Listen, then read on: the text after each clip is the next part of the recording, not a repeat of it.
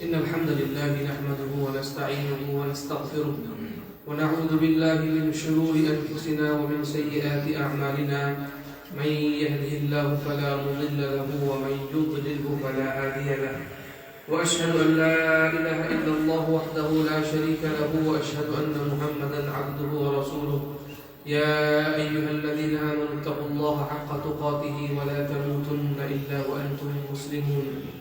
يا أيها الناس اتقوا ربكم الذي خلقكم من نفس واحدة وخلق منها زوجها وبث منهما رجالا كثيرا ونساء واتقوا الله الذي تساءلون به والأرحام إن الله كان عليكم رقيبا.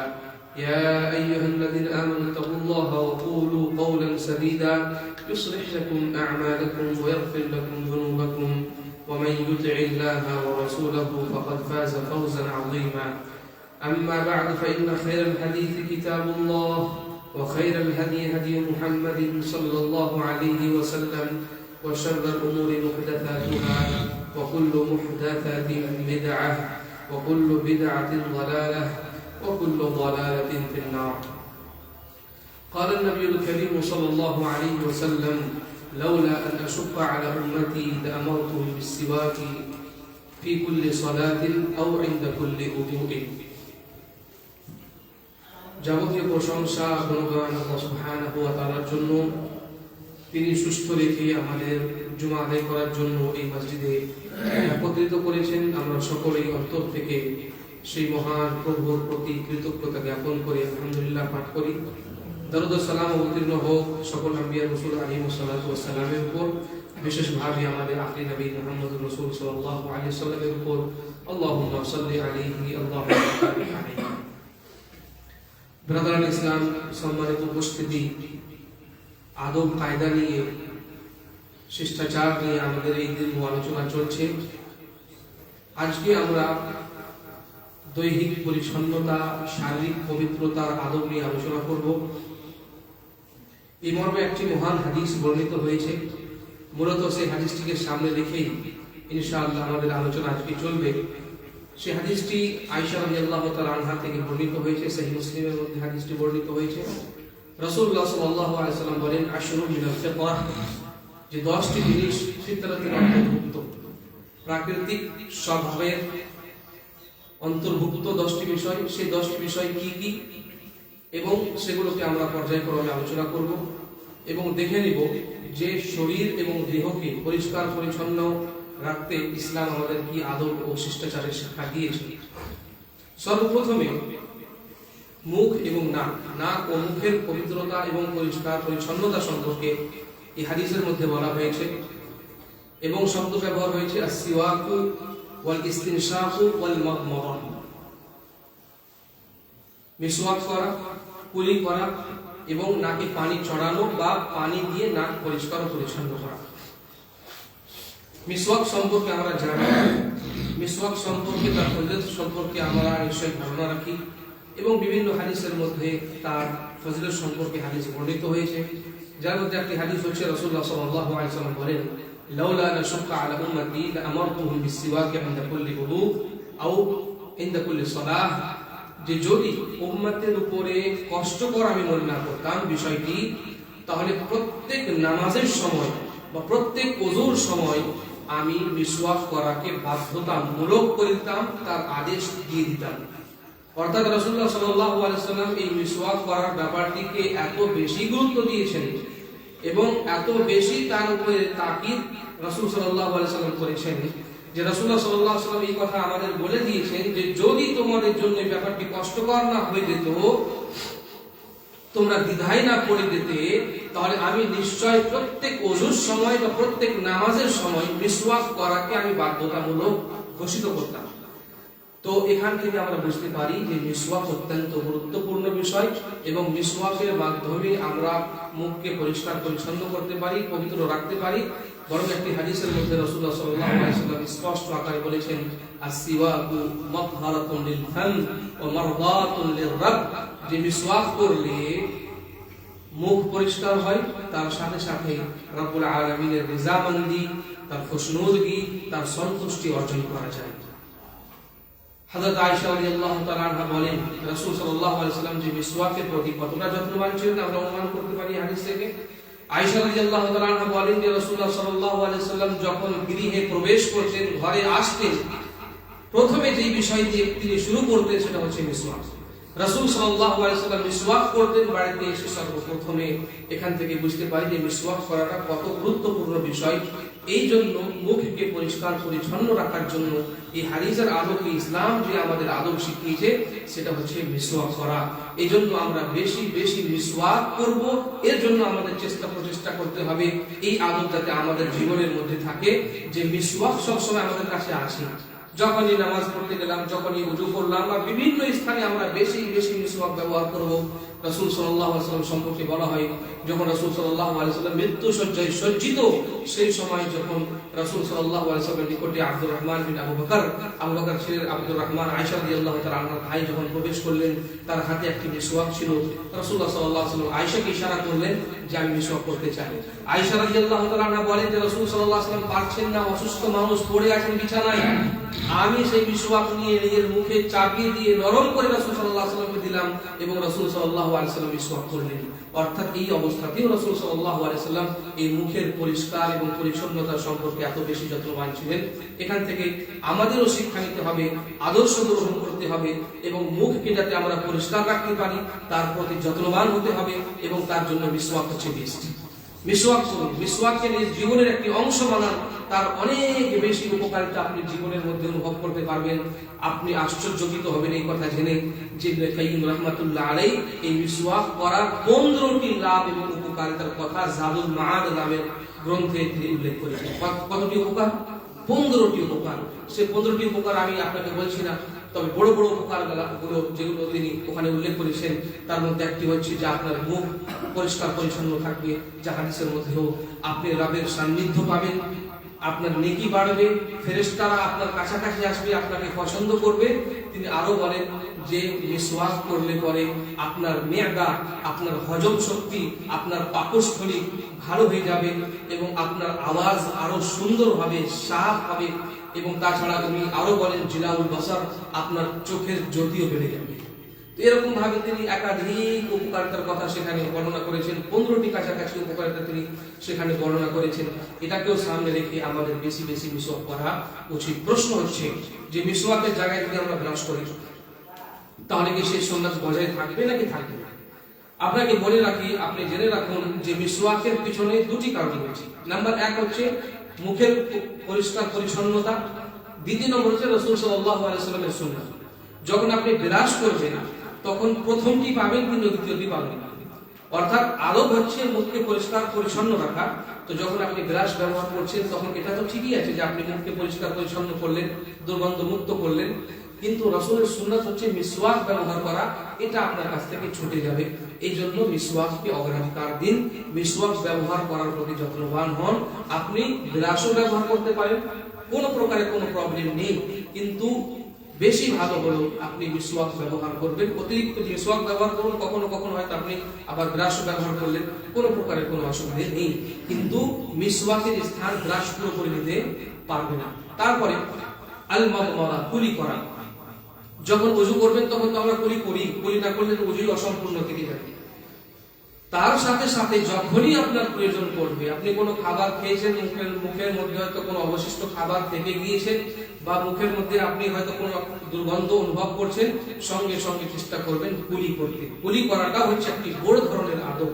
আমরা খেয়ে নিলাম, এখানে লেগে আছে, ওখানে লেগে আছে, কথা বলছে তো বোঝা যাচ্ছে যে সে মাংস খেয়ে এসেছে নাকি অন্য কোনো শাকসবজি খেয়ে দুর্গন্ধ, মুখের দুর্গন্ধই বলে দিচ্ছে।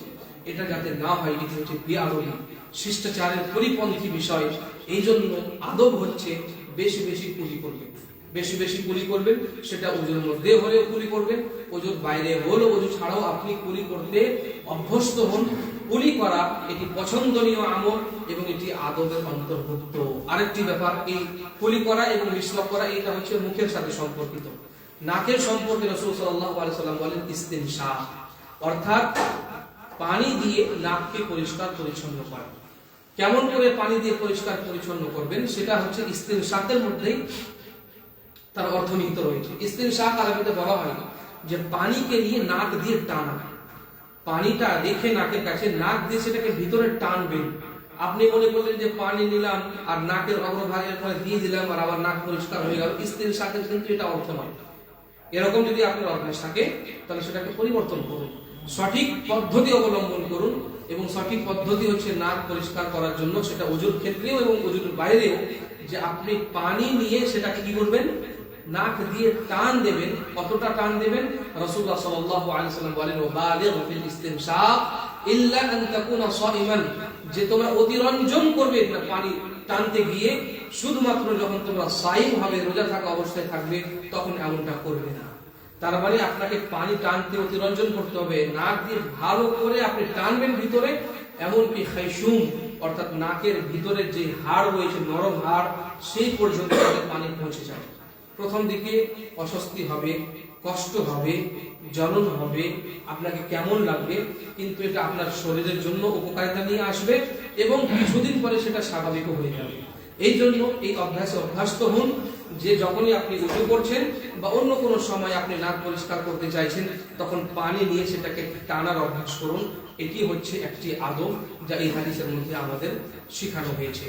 তাছাড়া এই হাদিসের মধ্যে যে আদবগুলো শেখানো হয়েছে তার মধ্যে হচ্ছে একটি তাকলিবুল আযাফির, অর্থাৎ নখকে কাটতে পারা। এই সম্পর্কে মানুষের মধ্যে কয়েক প্রকারের মানুষ পরিলক্ষিত হয়। কিছু শ্রেণীর মানুষ আমরা দেখি যে তারা হয়তো নখই কাটে না, এত বড় বড় নখ, পশু প্রাণীর মতো তাদের হাতের নখ দেখা যায়।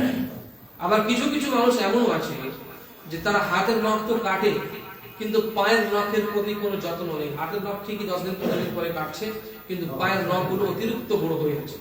আবার কিছু মানুষকে দেখা যায় অ্যাডভান্স, যে সমস্ত নখগুলো কাটছে কিন্তু হাতের কোনো একটি নখকে ছেড়ে দিয়েছে, এই নখ হোক বা এই নখ হোক। আর মহিলাদের ক্ষেত্রেও সেটা দেখা যায় যে নখগুলো বড় করে তারা সেখানে নেল পালিশ ইত্যাদি ব্যবহার করে। এরা সমস্ত যারাই এগুলো কাজ করে তাদের জেনে রাখা উচিত, ইসলামের আদবের পরিপন্থী বিষয় হচ্ছে নখকে ছেড়ে দেওয়া। এবং কতদিন পর্যন্ত আপনি ছাড়তে পারবেন এবং তারপরে ছাড়লে পরে হয়তো আপনি গুনাহগার হয়ে যাবেন, সে সম্পর্কে হযরত আনাস রাদিয়াল্লাহু তাআলা আনহু বলেন যে রাসূলুল্লাহ সাল্লাল্লাহু আলাইহি ওয়াসাল্লাম নখ কাটার ক্ষেত্রে আমাদের জন্য 40 দিন ধার্য করে দিয়েছেন। 40 দিনের অতিরিক্ত নয়, 40 দিনের মধ্যেই আপনাকে কাটতে হবে। 40 দিন এটা হচ্ছে ম্যাক্সিমাম, এর থেকে বাড়া যাবে না। কোন ব্যক্তি যদি প্রত্যেক সপ্তাহে কাটতে অভ্যস্ত হয়, আলহামদুলিল্লাহ, 10 দিনে কাটছে, 15 দিনে কাটছে, আরো ভালো। 40 দিন ক্রস করা যাবে না, হাদিসের মধ্যে নিষিদ্ধ ঘোষিত হয়েছে। এবং উলামায়ে কেরাম রাহিমাহুমুল্লাহ এই বিশ্লেষণ পেশ করেছেন যে 40 দিন নির্ধারিত করে দেওয়ার অর্থ হচ্ছে যে কোনো ব্যক্তি যদি 40 দিন পার হয়ে যায় নখ কাটেনি এমন অবস্থায়, তাহলে সেই ব্যক্তি গুনাহগার হবে, গুনাহের ভাগীদারি হবে। যদিও কিছু কিছু উলামা বলেছেন যে গুনাহের ভাগীদারি না হলেও এটি হচ্ছে অপছন্দনীয় এবং মাকরুহ, যা কোনো সভ্য মানুষের পরিচয় নয়। এখান থেকে আমরা বুঝতে পারলাম যে আমরা নখ কাটবো, পরিষ্কার পরিচ্ছন্ন করব, হাতের নখ, পায়ের নখ, এবং কোনো একটি নখ ছেড়ে দেবো, কাটবো না, বড় করে রাখবো, এই অভ্যাস যাতে আমাদের না হয়, এ সমস্ত কোনো সভ্য মানুষের পরিচয় নয়। এবং একজন মুসলমান সর্বদাই সুশোভিত হয়, সুসভ্য হয় এবং সে সুদর্শন থাকারও চেষ্টা করে। তার সাথে সাথে আরেকটি আদব যা এই হাদিসের মধ্যে আমাদের শেখানো হয়েছে সেটা হচ্ছে ওয়াগসলুল বারাজিম। বারাজিম অর্থাৎ আঙ্গুলের সংযোগ স্থলগুলোকে ধৌত করা, যেগুলোকে আমরা আঙ্গুলের গিরাও বলতে পারি। এই যে আঙ্গুলের এই যে গিরাগুলো রয়েছে, সংযোগ স্থলগুলো রয়েছে, এগুলোকে ধৌত করা, পরিষ্কার পরিচ্ছন্ন করা, এটাও কিন্তু আদবের আওতাভুক্ত। এবং রাসূলুল্লাহ সাল্লাল্লাহু আলাইহি ওয়াসাল্লাম এই হাদিসের মধ্যে আমাদের আদব শিখিয়ে দিয়েছেন যে এগুলোকে তোমরা পরিষ্কার পরিচ্ছন্ন করবে। কেন? এই জন্য যে এই সমস্ত স্থানগুলো মানুষ তার দিকে ভ্রুক্ষেপ করে না, হয়তো অন্যান্য জিনিসকে তার পরিষ্কার পরিচ্ছন্ন করছে, কিন্তু এই যে সংযোগ, আঙুলের যে সংযোগ স্থলগুলো, এখানে কিন্তু ময়লা জমে থাকে, মানুষ তার প্রতি ভ্রুক্ষেপ করে না, ছেড়ে দেয়। এই জন্য বিশেষভাবে ইসলাম আমাদের শিক্ষা দিচ্ছে যে এই গিরেগুলো, আঙুলের গিরেগুলো তোমরা ধৌত করবে, পরিষ্কার করবে, পরিচ্ছন্ন করবে। এটাও কিন্তু ফিতরাতের আওতাভুক্ত, এটাও কিন্তু মানুষের প্রাকৃতিক স্বভাবের অন্তর্ভুক্ত। এবং উলামা রাহিমাহুমুল্লাহ এই হাদিসের আলোকে আরো কিছু বিশ্লেষণ করে থাকেন এবং বলে থাকেন যে শরীরের মধ্যে যে সমস্ত সংযোগ স্থলগুলো রয়েছে, সেটা আঙুলেরই হাদিসের মধ্যে যেটা বলা হয়েছে সেটা হচ্ছে বারাজিম, আঙুলের সংযোগ স্থলগুলো, জয়েন্টগুলো। তাছাড়া শরীরে যেই সমস্ত জয়েন্ট মানুষের মধ্যে রয়েছে, যেখানে ময়লা জমে থাকার সম্ভাবনা থাকতে পারে, সেই সমস্ত স্থানকে, জয়েন্টকে ভালো করে ধৌত করা, পরিষ্কার পরিচ্ছন্ন করাও কিন্তু আদবের আওতাভুক্ত এই হাদিসের আলোকে। এই জন্য মানুষ জানে নিজের শরীর সম্পর্কে যে আমার কোথায় কোথায় বেশি ময়লা জমা হতে পারে। যেমন এখানে হয়, তারপরে হাঁটুর যে পিছনের স্থান, সেখানে ময়লা স্থান জমে থাকে। তো এই সমস্ত জায়গাকে সুন্দরভাবে ধৌত করা, পরিষ্কার পরিচ্ছন্ন করা, এটি হাদিসের আলোক থেকে আমরা বুঝতে পারি যে এটি হচ্ছে একটি আদব এবং শিষ্টাচার, যে আদব রক্ষা করা আমাদের জন্য একটি জরুরি বিষয়। তার সাথে সাথে একটি অন্যতম আদব হচ্ছে গোসল করা, স্নান করা। এবার আপনাকে আমি একটু তাফসীর বিশ্লেষণ করে বলি যে মানুষ যে গোসল করে বা স্নান করে, ইসলামের দৃষ্টিতে তার দুই ভাগ, তাকে দুই ভাগে আপনি ভাগ করতে পারেন। একটি হচ্ছে গুসলে তাহারাত, আর একটি হচ্ছে গুসলে নাজাফাত। গুসলে তাহারাত যাকে আপনি ফরজ গোসল নামে জানেন, আর গুসলে নাজাফাত স্বাভাবিক গোসল যা আপনি পরিষ্কার পরিচ্ছন্ন হওয়ার জন্য করে থাকেন। গুসলে তাহারাত যেটাকে আপনি ফরজ গোসল বলেন, তার কারণ সম্পর্কেও হয়তো আপনারা জানেন। সেটা হচ্ছে যে মানুষের উপরে যখন গোসল ফরজ হয়ে যায়, তখন যে তাকে বাধ্যতামূলক হয়ে গোসল করতে হয়, সেটাকেই বলা হয় গোসলে তাহারাত, অর্থাৎ পবিত্র হওয়ার জন্য। নাপাক ছিল, সে নাপাক অপবিত্র ছিল, এখন পবিত্রতা অর্জন করার জন্য সে গোসল করে, সেটাকে বলা হয় গোসলে তাহারাত। এবং এই গোসল কখন ফরজ হয়? ছেলে মেয়ে উভয়ের ক্ষেত্রে যখন বীর্য স্খলিত হয়, বীর্য স্খলন হয়, তখন এই ফরজ গোসল ফরজ হয়ে যায়। সেই বীর্য স্খলন স্বপ্নের মাধ্যমে হতে পারে, যাকে আমরা স্বপ্ন দোষ বলে থাকি, এবং স্বামী স্ত্রীর মিলনের মাধ্যমে ওটা হতে পারে। এবং এখানে আরেকটি পয়েন্টের কথা হচ্ছে যে স্বামী স্ত্রীর মিলনের মাধ্যমে যদি বীর্য স্খলন হয় তো গোসল তো ফরজ হবেই হবে, কিন্তু যদি বীর্য স্খলিত না হয়, কিন্তু তাদের গুপ্তাঙ্গের, তাদের শরমগাহের মিলন হয়ে যায়, তবুও কিন্তু গোসল ফরজ হয়ে যায়। এই ধারণা যদি কোনো ব্যক্তির থাকে যে আমরা শারীরিক সম্পর্ক এক অপরের সাথে কায়েম করলাম, কিন্তু আমাদের বীর্য স্খলিত হয়নি, এই জন্য গোসল করব না, এই ধারণা আপনার ভুল। গুপ্তাঙ্গের যখনই মিলন হবে স্বামী স্ত্রীর মাধ্যমে, ছেলে মেয়ের মাধ্যমে, তখনই কিন্তু তার উপরে গোসল ফরজ হয়ে যাবে, তার বীর্য স্খলিত হোক বা না হোক, এটা ছেলে মেয়ে উভয় ক্ষেত্রে। মেয়েদের জন্য অতিরিক্ত আরো দুটি জিনিস আছে যার কারণে তাদের উপরে গোসল, এই গোসলে তাহারাত ফরজ হয়ে যায়। সেটা হচ্ছে হাইজ, যেটা পিরিয়ড, তাদের মাসিক রক্ত, সেটা যখন বন্ধ হয়ে যাবে তখন তাকে একটি ফরজ গোসল করে নিতে হয়। এবং নিফাসের রক্ত, সন্তান ভূমিষ্ঠ করার পরে মহিলাদের যে রক্ত আসে, যে রক্ত ম্যাক্সিমাম 40 দিন পর্যন্ত থাকে, তার আগেও শেষ হতে পারে, 7 দিনেও শেষ হতে পারে, 15 দিনেও শেষ হতে পারে, 1 মাসের মাথায় শেষ হতে পারে, সব থেকে বেশি 40 দিন। এই রক্ত বন্ধ হওয়ার পরে যখন একটি গোসল, মহিলাদের একটি গোসল থাকে, সেই গোসলটিও কিন্তু তাদের জন্য ফরজ এবং আবশ্যিক। তাহলে এটা হলো গুসলে তাহারাত। গুসলে তাহারাত এবং ফরজ গোসলের ক্ষেত্রে আদব হচ্ছে যত তাড়াতাড়ি সম্ভব আপনি অপবিত্রতা থেকে বেরিয়ে আসুন, অর্থাৎ ফরজ গোসল করে নেবেন। আপনার জন্য গোসল ফরজ হয়ে গেছে, আদব হচ্ছে যত শীঘ্রই আপনার জন্য সম্ভব সেটা থেকে আপনি বেরিয়ে আসবেন। এবং মনে রাখবেন, সেই ফরজ গোসলের জন্য বা তাতে বিলম্ব করার জন্য কোন সালাত, কোন নামাজ যাতে বিলম্বিত না হয়, এই কথা আপনাকে মাথার মধ্যে গেঁথে নিতে হবে। এই কথাটি আমি কেন বলছি? এই কথাটি বলার পিছনে একটি কারণ হচ্ছে যে আমরা ভারতবর্ষে দেখে থাকি অধিকাংশ ক্ষেত্রে জয়েন্ট ফ্যামিলি। এই জয়েন্ট ফ্যামিলির কারণে যেই সমস্ত খারাপ দিকগুলো আমাদের সামনে উঠে আসে, তার মধ্যে একটি ভয়ঙ্করতম খারাপ দিক হচ্ছে এটাও যে যদি দেখা গেল যে গোসল করার স্থানে একটি, সেখানে বাবা মাও যায় এবং দাদা ভাবিরাও যায় এবং আমাদেরকেও যেতে হয়, অনেক ক্ষেত্রে এই ফরজ গোসল করতে মানুষ দ্বিধাবোধ করে। এবং এরকম প্রশ্ন আসে যে মৌলানা সাহেব, জয়েন্ট ফ্যামিলির কারণে তো ফজরের নামাজ আমাদের মিস হয়ে যাচ্ছে, একেবারে জোহরের সময় আমরা গোসল করে ফজরের নামাজ এবং জোহরের নামাজ পড়ি, এটা কি বৈধ? এখানে আপনাকে জেনে রাখা দরকার যে যদি জয়েন্ট ফ্যামিলি থাকে এবং আপনি বাধ্য হন এরকম ফ্যামিলিতে থাকার জন্য, তাহলে এই যে আপনার লজ্জা, এই লজ্জা করা কিন্তু চলবে না, আপনাকে গোসল করতেই হবে। হাদিসের মধ্যে বর্ণিত হয়েছে যে রাসূলুল্লাহ সাল্লাল্লাহু আলাইহি ওয়াসাল্লাম কখনো কখনো এমন হতো, রোজার দিনে রাসূল সাল্লাল্লাহু আলাইহি ওয়াসাল্লাম ফজর করতেন এমন অবস্থায় যে তিনি তার উপরে গোসল ফরজ আছে, শারীরিক সম্পর্ক করেছেন। তো রাসূলুল্লাহ সাল্লাল্লাহু আলাইহি ওয়াসাল্লাম প্রথমে সেহরি করতেন, যেটা আপনাকে গুনাহের কাজ থেকে বাধা দিবে। যদি নেকির কাজ থেকে কোনো এরকম লজ্জা অনুভূতি আপনাকে বাধা দেয়, এটা প্রকৃতপক্ষে লজ্জা নয়, এটা হচ্ছে একটা জুরম, একটা অপরাধ, একটা গুনাহ। এই জন্য এই সমস্ত ব্যাপারে লজ্জা করার কোনো কারণ নেই। মানুষ বিবাহ করে নিয়েছে, স্ত্রীর সাথে রাত্রে থাকছে, তো মানুষ জানে না তার মধ্যে গোসল ফরজ হতে পারে। এখানে লজ্জার কি আছে যে বাবা দেখে নিবে, মা দেখে নিবে, ভাবি দেখে নিবে, এরকম কোনো চিন্তা ভাবনা যাতে আপনার মধ্যে কাজ না করে। এটা হচ্ছে আদব, যে তাহারাত যত দ্রুত সম্ভব আপনি সেখান থেকে পবিত্রতা অর্জন করবেন। আর একটি গোসল হচ্ছে গুসলে নাজাফাত, পরিষ্কার পরিচ্ছন্ন থাকার জন্য যেটা আমরা গোসল করি। শরীরের মধ্যে দুর্গন্ধ হয়েছে, ময়লা জমে গেছে, এই জন্য যে আমরা গোসল করি।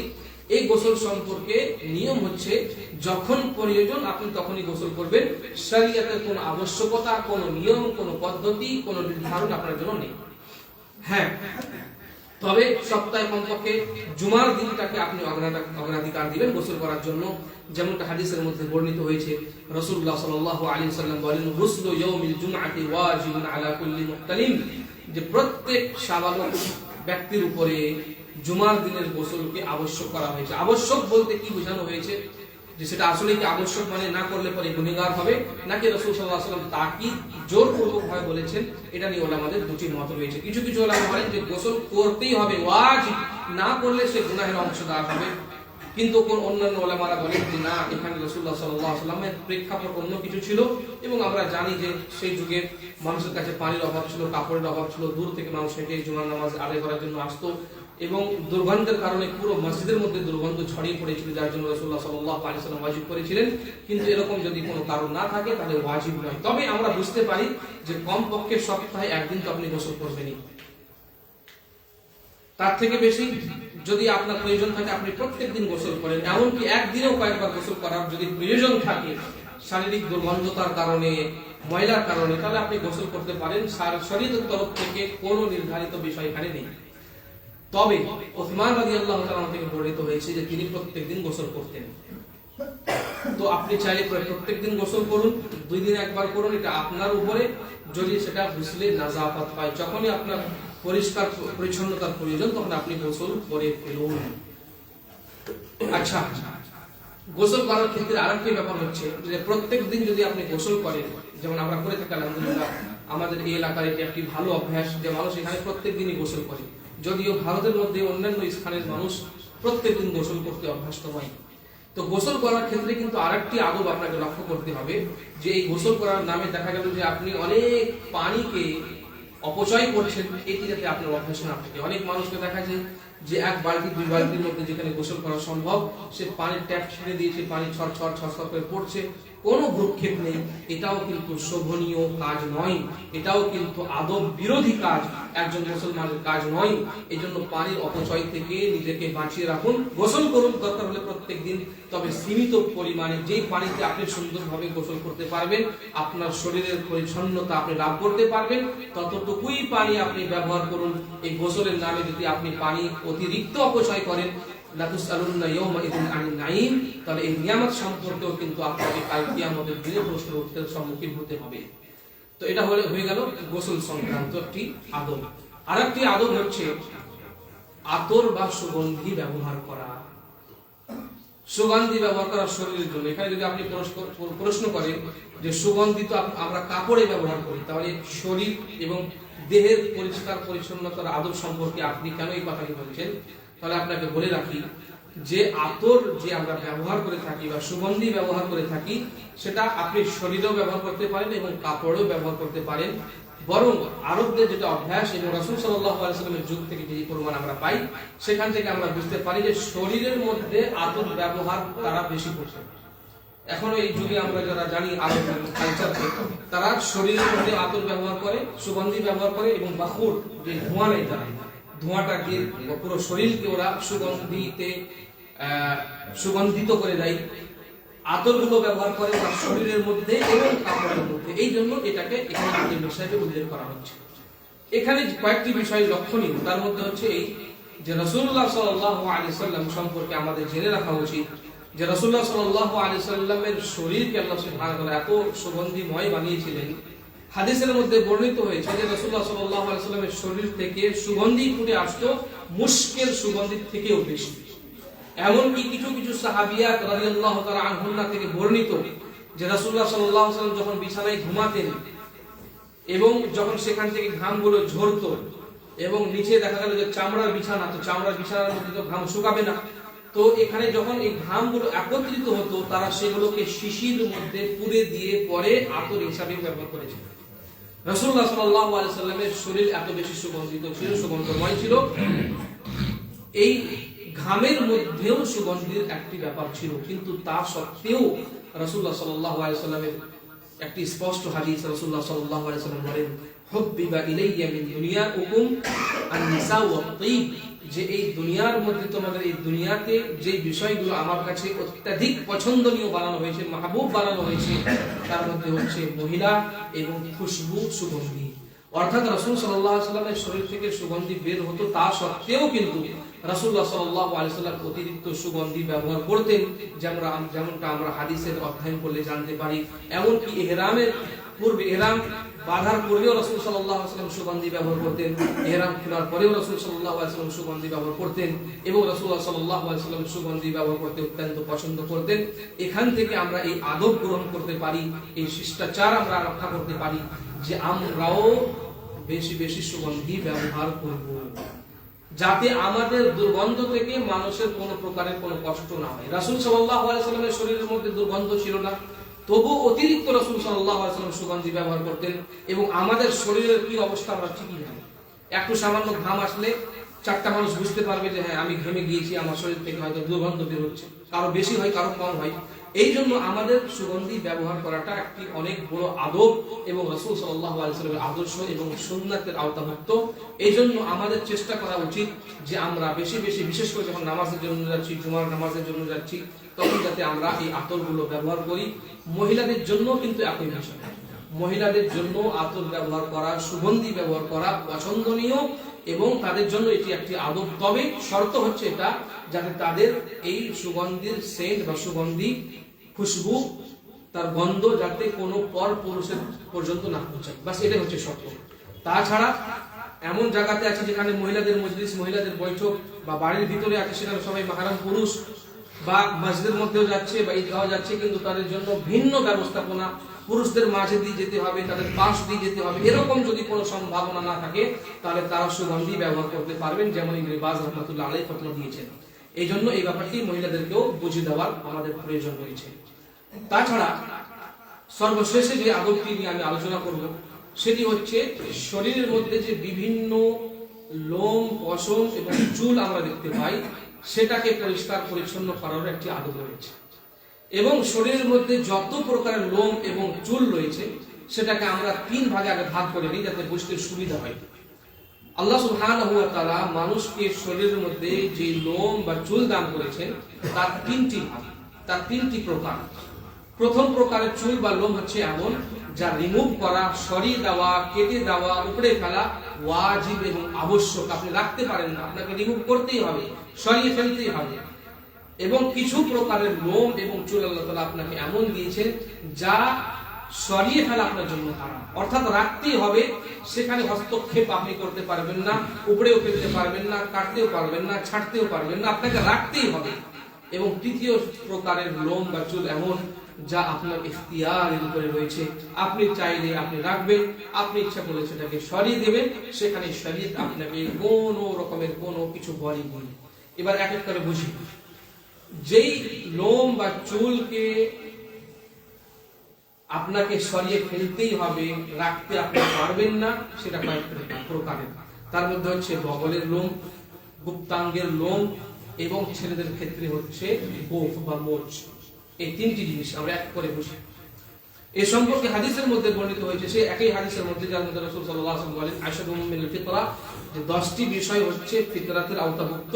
তার মধ্যে একটি হচ্ছে নাতফুল ইবতি, অর্থাৎ বগলের যে লোম সেটাকে উপড়ে ফেলা, ওয়া হালকুল আনাহ, এবং গুপ্তাঙ্গের যে লোম সেটাকে সরিয়ে ফেলা, সেটাকে মুন্ডন করা, সেটাকে পুরোপুরি ভাবে সরিয়ে দেওয়া, এবং আসসারিব, এবং গোফকে ছেটে ফেলা, কেটে ফেলা।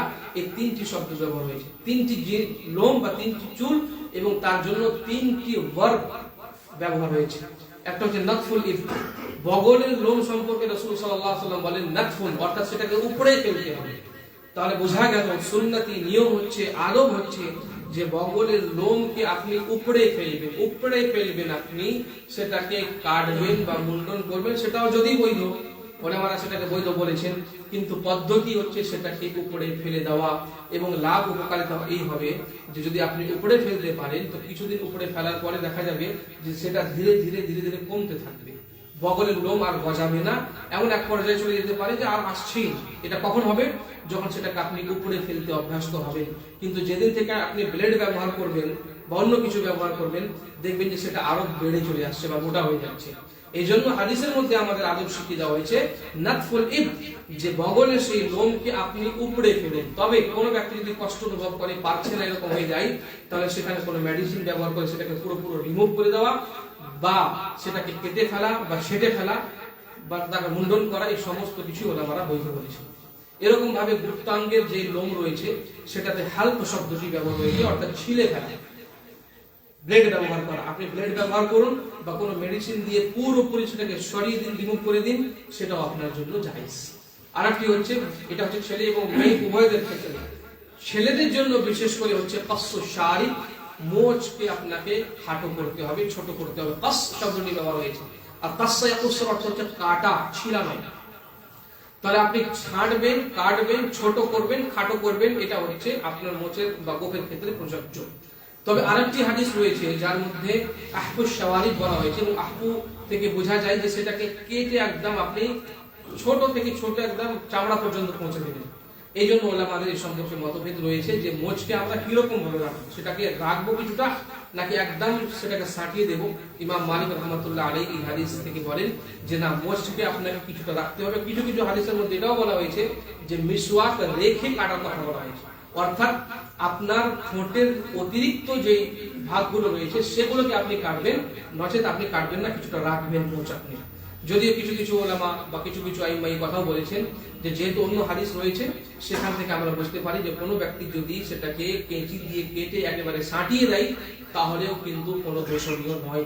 তো যেটাই হোক আপনাকে কাটতে হবে, কিন্তু মনে রাখতে হবে সেটাকে আপনি ছিলতে পারবেন না, সেটার মুন্ডন কিন্তু আপনার জন্য জায়েজ নয়। রাসূল সাল্লাল্লাহু আলাইহি ওয়াসাল্লামের আদর্শের পরিপন্থী বিষয়। এই জন্য কোনো ব্যক্তি যদি ব্লেড ব্যবহার করে পুরো চেঁচে ফেলে দেয় তাহলে এটা কিন্তু রাসূল সাল্লাল্লাহু আলাইহি ওয়াসাল্লামের আদর্শ সম্মত নয়, এটা আমাদের জেনে নিতে হবে। তাহলে এই হয়ে গেল সেই সমস্ত লোম বা চুল যা রিমুভ করা আপনার জন্য ওয়াজিব, করতেই হবে, আপনি রাখতে পারবেন না। এবং আরেকটি কথা মনে রাখবেন যে এগুলো শেষ সীমা হচ্ছে 40 দিন। আনাস রাদিয়াল্লাহু তাআলা বলেন ওয়াক্কাত লানা রাসূলুল্লাহ সাল্লাল্লাহু আলাইহি ওয়াসাল্লাম في قص الشارب وتقليم الأظافر ونطف الإبط وحلق العانة ألا نترك أكثر من 40 ليلة। যে রাসূলুল্লাহ সাল্লাল্লাহু আলাইহি ওয়াসাল্লাম মোচ বা গোফ কাটা সম্পর্কে, নাখুন কাটা সম্পর্কে, গুপ্তাঙ্গের লোম সরিয়ে দেওয়া সম্পর্কে, এই সমস্ত সম্পর্কে আমাদের জন্য এই কথা ধার্য করে দিয়েছেন যাতে 40 দিনের অতিরিক্ত আমরা এগুলো জিনিসকে ছেড়ে না। যেমনটা আমি এর আগেই বললাম, তো যেরকম নখ কাটার জন্য 40 দিন নির্ধারিত, অনুরূপভাবে 3 প্রকারের চুল বা লোম উপড়ানোর জন্য, কাটার জন্য 40 দিন নির্ধারিত ম্যাক্সিমাম। এর থেকে আপনি ক্রস করতে পারবেন না, এর মধ্যেই আপনাকে কেটে ফেলতে হবে। এই কথা যাতে আমাদের মাথার মধ্যে থাকে। তবে এই কথা যদি কেউ ব্যক্তি বলে যে 40 দিন অতিক্রম করে গেলে আল্লাহর লানাতের অধিকারী হয় বা নামাজ কবুল হয় না, এরকম কথা কিন্তু প্রমাণিত নেই। এই জন্য এই কথাগুলো কিন্তু বলা যাবে না। দ্বিতীয় শ্রেণীর লোম বা চুল যে সম্পর্কে আপনাকে জেনে রাখা দরকার, যে সেগুলো রাখা ওয়াজিব, আপনি কাটতে পারবেন না, ছাড়তে পারবেন না। তার মধ্যে পুরুষদের ক্ষেত্রে হচ্ছে দাড়ি। দাড়ি আপনাকে রাখতেই হবে, সেখানে হস্তক্ষেপ করা যাবে না। সকল ওলামা একমত এই ব্যাপারে যে এক মুষ্টি অবধি দাড়িতে হাত দেওয়া যাবে না, কাটা যাবে না, ছাঁটা যাবে না, খাটো করা যাবে না, মুন্ডন করা যাবে না। কত দূর পর্যন্ত? এক মুষ্টি দাড়ি পর্যন্ত। এক মুষ্টি দাড়ির অতিরিক্ত যদি কারো দাড়ি বড় হয়ে যায় সেই সম্পর্কে আমাদের 3টি মত রয়েছে। কিছু কিছু আলিম বলেন যে এক মুষ্টির অতিরিক্ত দাড়িকে কেটে দেওয়া উচিত, এটাই হচ্ছে শ্রেষ্ঠ, অর্থাৎ ছাড়া যাবে না। এক মুষ্টির বেশি হলে তাকে কাটতে হবে। কিছু কিছু ওলামা তার একেবারে অপোজিট বলেছেন যে দাড়ি যতই বড় হোক না কেন, এক মুষ্টির বড় হলেও সেটাকে কাটা যাবে না। এই জন্য যে রাসূল সাল্লাল্লাহু আলাইহি ওয়াসাল্লাম কাটেননি এবং আমাদের বলেছেন দাড়িকে ছেড়ে দাও। কিছু কিছু ওলামা বলেছেন যে এক মুষ্টি দাড়ি রাখার পরে যে দাড়ি বড় হয়ে যাবে সেটা কাটা বৈধ, তবে ছেড়ে দেওয়াটাই শ্রেষ্ঠ। এটা হচ্ছে তৃতীয় মত। কোন মতটা সঠিক, কার দলিল বেশি মজবুত, সেদিকে আমি গেলাম না। আপনার কি কথা আমি বোঝাতে চাইছি যে এক মুষ্টি অবধি দাড়ি আপনি রাখতে বাধ্য।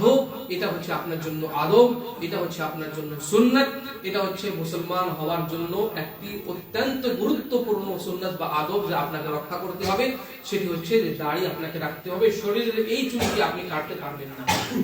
মহিলাদের ক্ষেত্রে অতিরিক্ত আরেকটি জিনিস, সেটি হচ্ছে তাদের যে এই ভ্রুর যে লোমগুলো থাকে সেগুলোকে কেটে কেটে একেবারে চিকন করে দেওয়া, সরু করে দেওয়া, বা তাদের চেহারার মধ্যে মুখের মধ্যে দেখা যায় কখনো কখনো ছোট ছোট লোম দেখা যাচ্ছে, হালকা হালকা লোম দেখা যাচ্ছে, সেগুলোকে রিমুভ করা, সরিয়ে ফেলা, উপরে ফেলা, বা যাকে আমরা এখন বলি ফেসিয়াল করা, বিউটি পার্লারে গিয়ে তারা ফেসিয়াল করে, এগুলো তাদের জন্য জায়েজ নয়, এগুলো তাদের জন্য হারাম। এবং এমন মহিলারা যারা নিজের ভ্রুর চুলকে কেটে সরু করে, বা যারা নিজের চেহারার মধ্যে যে সামান্য সামান্য চুল গজিয়ে ওঠে সেগুলোকে যারা রিমুভ করে, তাদের সম্পর্কে রাসূল সাল্লাল্লাহু আলাইহি ওয়াসাল্লাম লা'নাতের কথা বলেছেন। লা'না রাসূলুল্লাহ সাল্লাল্লাহু আলাইহি ওয়াসাল্লাম আল ওয়াশিমাতা ওয়াল মুস্তাওশিমাত ওয়ান নামিসাতা ওয়াল মুতানাম্মিসাত, বলে রাসূল সাল্লাল্লাহু আলাইহি ওয়াসাল্লাম বলেছেন যে এমন মহিলারা যারা এই চুলগুলোকে উপড়ে ফেলে বা যাদের মাধ্যমে উপড়ে ফেলে, তারা সকলেই আল্লাহ সুবহানাহু ওয়া তাআলার অভিশাপ এবং তার লা'নাতের অধিকারী। এখান থেকে বোঝা গেল যে মহিলারা এই কাজটি করতে পারবে না। প্রশ্ন হচ্ছে, কোন মহিলা যদি দাড়ি গজিয়ে যায়, এমনও মহিলা আছে যে যাদের দাড়ি পুরুষদের মতোই চলে এসেছে বা তাদের গোঁফ পুরুষদের মতন গজিয়ে গেছে, তারা কি করবে? তাহলে তাদের জন্য কিন্তু ওলামা রাহিমাহুমুল্লাহ ফতোয়া দিয়েছেন যে যেহেতু তাদের প্রকৃতির বিরুদ্ধে এই চুলগুলো গজিয়েছে, এই জন্য তাদের জন্য এই সমস্ত কাটা ছাটা বা তাকে পুরোপুরি রিমুভ করা, এমনকি ওষুধ ব্যবহার করে যাতে আর না হয় আগামী দিনে, সেই সমস্ত কিছু তাদের জন্য জায়েজ। মহিলাদের জন্য আরেকটি বিষয় হচ্ছে যে তারা নিজের মাথা মুন্ডন করতে পারবে না। এ সম্পর্কে একটি হাদিসও বর্ণিত হয়েছে, যদিও হাদিসটি সহিহ, কিন্তু ওলামা রাহিমাহুল্লাহ বলেছেন যেটা ইসলামের সভ্য কালচার নয়, যে মহিলারা একেবারে টাকলা হয়ে মাথা মুন্ডন করে ফেলবে, এটা তাদের জন্য বৈধ নয়। হ্যাঁ, যদি প্রয়োজন পড়ে যে মাথার মধ্যে কোনো রোগ দেখা দিয়েছে, ডাক্তার সাজেস্ট করেছে যে চুলগুলোকে তুমি পুরো মুন্ডন করে ফেলো, তাহলে ভিন্ন কথা। কিন্তু এরকম স্বাভাবিকভাবে মহিলাদের জন্য নিজের চুলকে পুরোপুরি মুন্ডন করে দেওয়া বৈধ নয়। তার সাথে সাথে মহিলাদের চুল কাটার ব্যাপারটিও আমি এখানে বলে দিই। মহিলারা যদি চুল কাটতে চায় তাহলে কাটাটা কিন্তু তাদের জন্য জায়েজ এবং বৈধ, দুটি শর্তের সাথে। নাম্বার 1 হচ্ছে যে তারা এরকম ভাবে চুল কাটবে না যাতে ছেলেদের সাথে সাদৃশ্য হয়, যেমন করে চুল কেটে নিয়েছে যে বোঝা যাচ্ছে না যে ছেলে নাকি মেয়ে, বা কোন কাফেরা বা ফাসিকা মহিলার সাদৃশ্য গ্রহণ করার জন্য যদি কোনো মহিলা ডিজাইন করে, সেই নকশা করে, সেই ফ্যাশনের মতো করে চুল কাটে, এটাও কিন্তু বৈধ নয়। দেখা গেল যে কোনো অ্যাক্ট্রেসকে দেখে প্রভাবিত হয়ে তার মতন চুল করাচ্ছে মহিলারা, কাটাচ্ছে, এটা তাদের জন্য জায়েজ নয়। তবে স্বামীকে রাজি করার জন্য বা যেই চুল কাটলে তার চেহারাটা হয়তো বেশি সুন্দর লাগবে, এরকম যদি চুল কাটাতে চায় মহিলারা, তাহলে তাদের জন্য জায়েজ। বারাকাল্লাহু লানা ওয়া লাকুম ফিল কুরআনিল আযীম ওয়া নাফা'নি ওয়া ইয়্যাকুম বিল আয়াতি ওয়া যিকরিল হাকীম। ইন্নাহু তাআলা জাওওয়াদুন কারীমুন মালিকুন রাউফুর রহিম।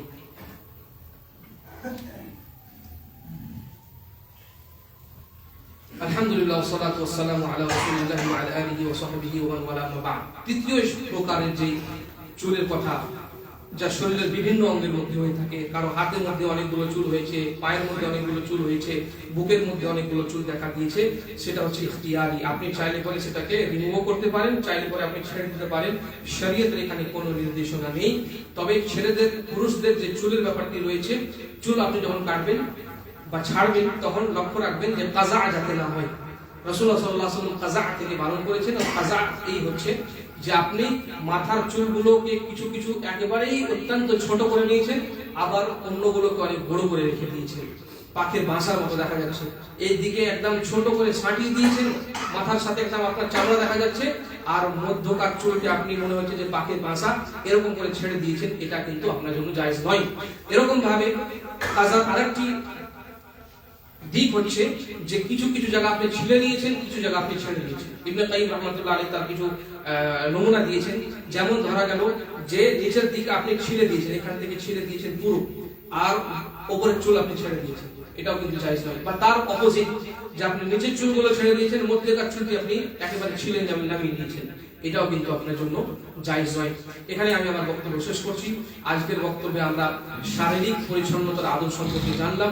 আল্লাহ সুবহানাহু ওয়া তাআলার নিকটে আমরা সকলেই দোয়া করি যে আল্লাহ তুমি এই আদবগুলো যাতে আমরা জীবনে বাস্তবায়িত করতে পারি, তার তুমি তৌফিক দান করো। আমিন। ওয়া আখিরু দাওয়ানা আলহামদুলিল্লাহি রাব্বিল আলামিন।